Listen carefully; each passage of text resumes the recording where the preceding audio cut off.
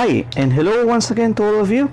So we will discuss today the lesson number 6, transmission and distribution. We are on this first part of our lecture series for lesson 6, which is parameters of the line. Okay, we are already on the capacitance part.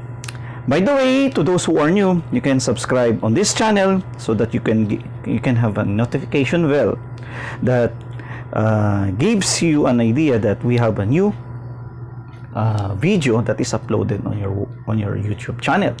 And I want to thank all of the subscribers simply because they have given me the chance to improve my craft here in my academician part, or the on my review part. So thank you to all of those subscribers who give comments, suggestions, and some questions on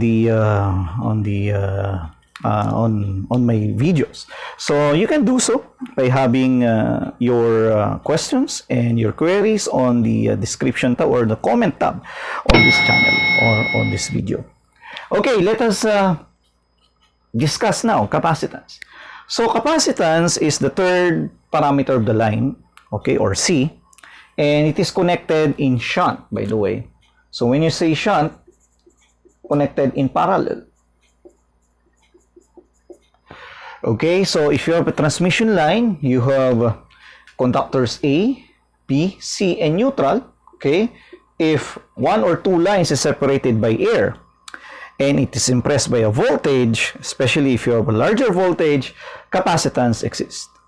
So capacitance is simply equal to the charge all over the electric potential, wherein charge is in coulombs, electric potential is in volts, and capacitance is simply in farad.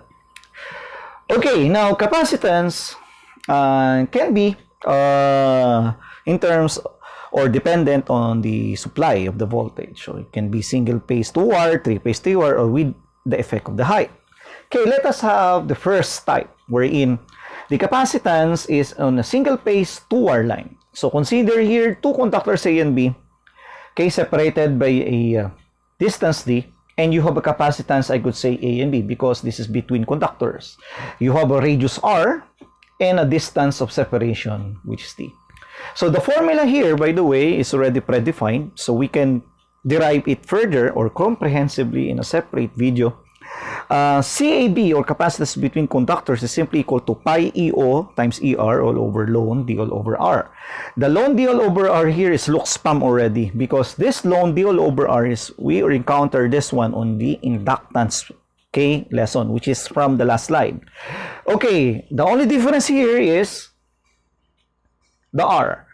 The R here is not equal anymore to the 0.7788 of the radius R, or e raised to -1/4.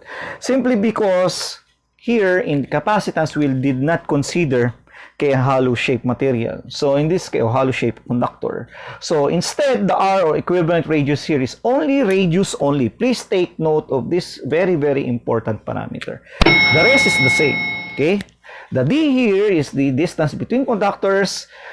Well, Luxman also, EO is the relative permittivity, or the permittivity of free space, which is 8.85 times the -12 in farad per meter.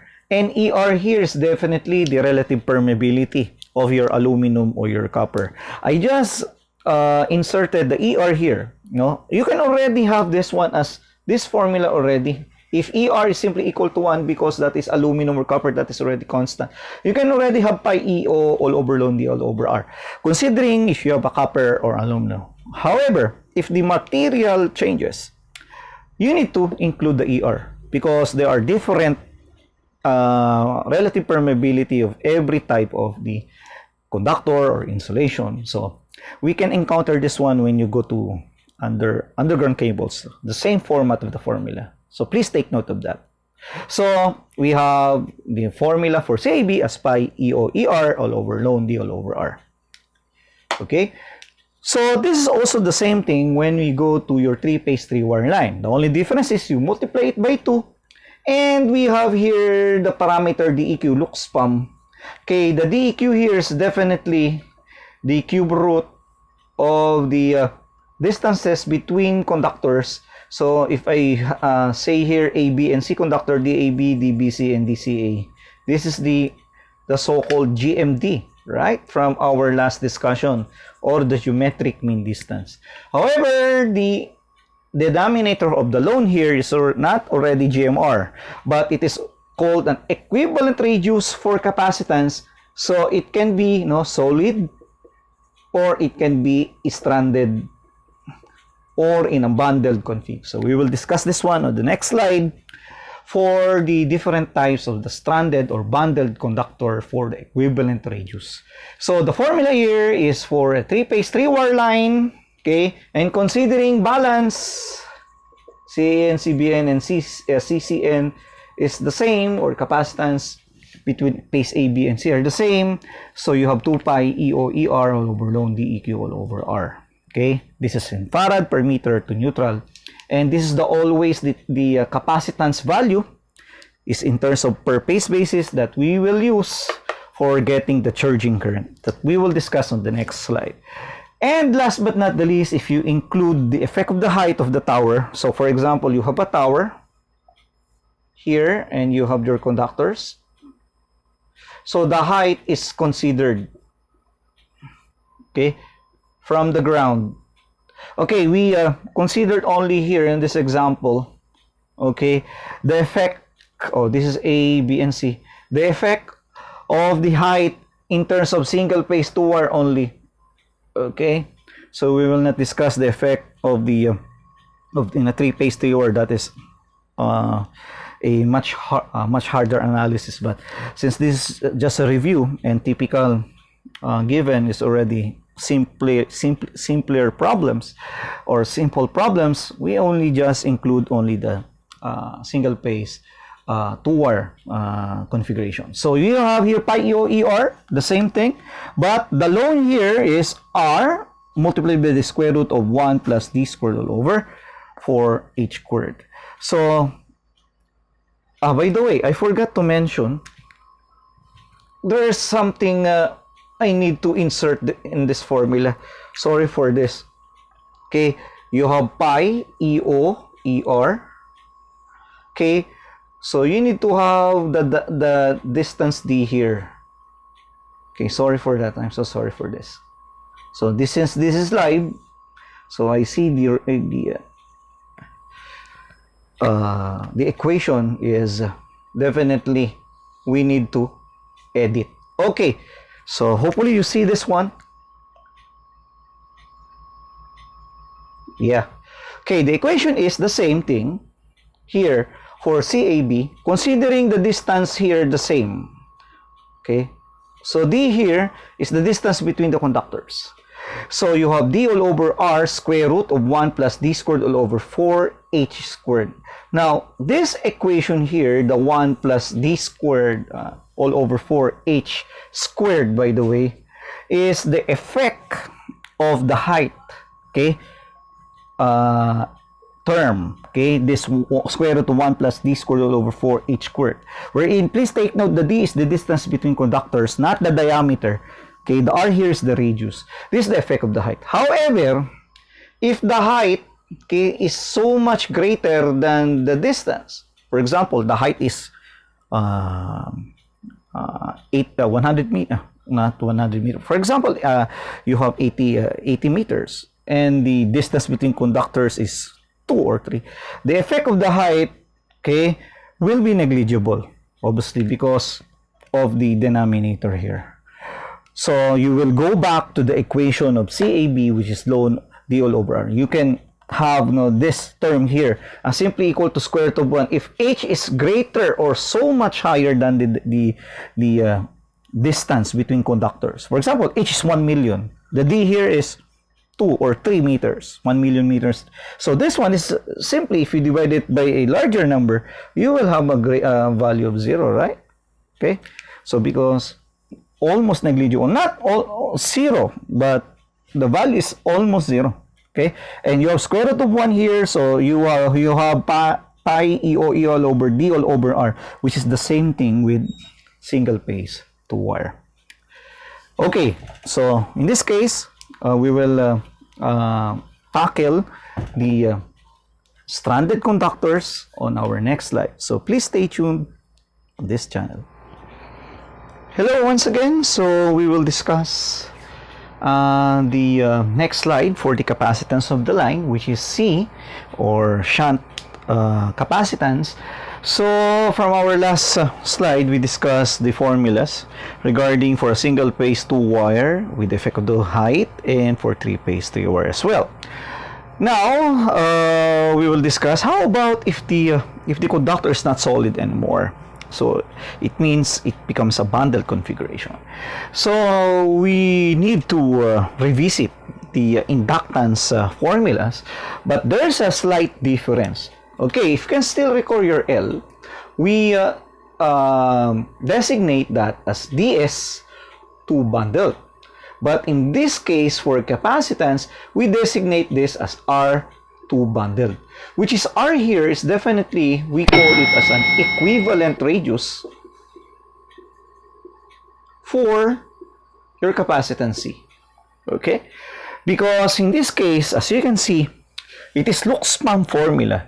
The only difference is, here I could say this is RC now.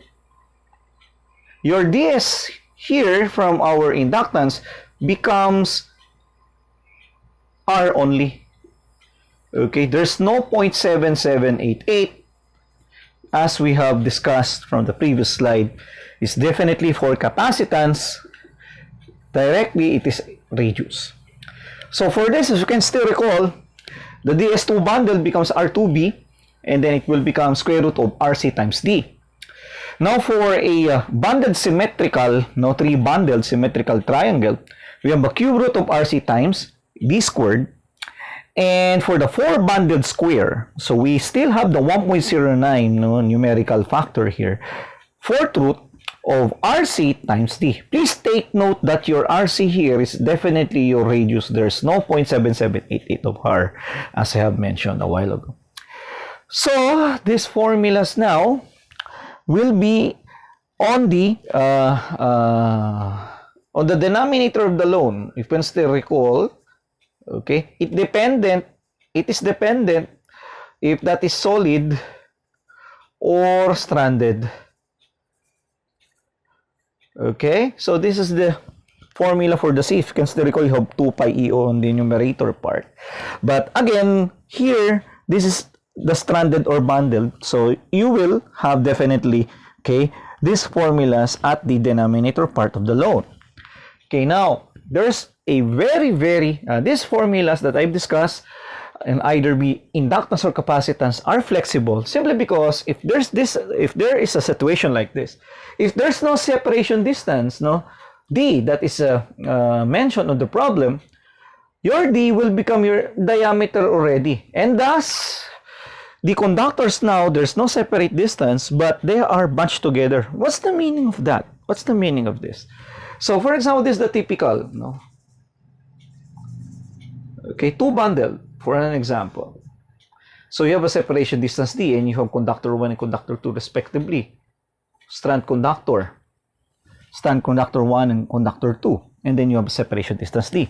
Now, if there's no distance D involved or given the problem, this is simply equal to this. They are bunched together or connected together, and your diameter now will be automatically your distance D. So this is what is meant on this sentence or this paragraph here, that the D here, okay, not only for capacitance but also in the inductance part, it will become diameter. So again, the implementation of this is not only for capacitance but also on the inductance as well. And again, the only difference between inductance and capacitance is on the inductance, the formula of the bundle, you have DS 0.778R, so 0.7788 of R, but in terms of capacitance, your RC is simply equal to R. Okay, now that is already clear. So for the charging current, which we call IC, okay, we have here the formulas Okay, although we discussed this one on capacitance, on XC, if we still recall that on your AC circuits, that the charging current is simply equal to the voltage, you divide it by XC, the capacitive, okay, reactance, XC. Please take note, your XC is simply equal to 1 all over 2 pi FC, right? Now, we can have this in another form. If that is 1 over 2 pi FC, or this 2 pi here is omega, your angular velocity, then the charging current can be in this form. IC is equal to J omega C multiplied by voltage at the capacitor. Or in other terms, when you go to the medium length lines, you have your shunt admittance, which is simply equal to conductance plus J susceptance BC. But in a capacitor or in admittance, this conductance is almost negligible. So it will become JBC. So hence we can have another form of the formula. Instead of having VCN over XC, which is BC is the reciprocal of your capacitive susceptance, it can be in this form as well. IC is equal to JVCN times capacitive susceptance. Or if BC alone, as we have described here, you can have this. This already looks spam on other references. It can be either B, J, VC, and Y. Please take note that the direction of Y, which is we do not have any arrow signs, is simply equal to J, which is 1 bar, positive 90, which is leading by 90 degrees for a capacitor. Okay, I think we already described almost all of the formulas here for the basic RLC parameters, so we can now solve some problems. Please stay tuned.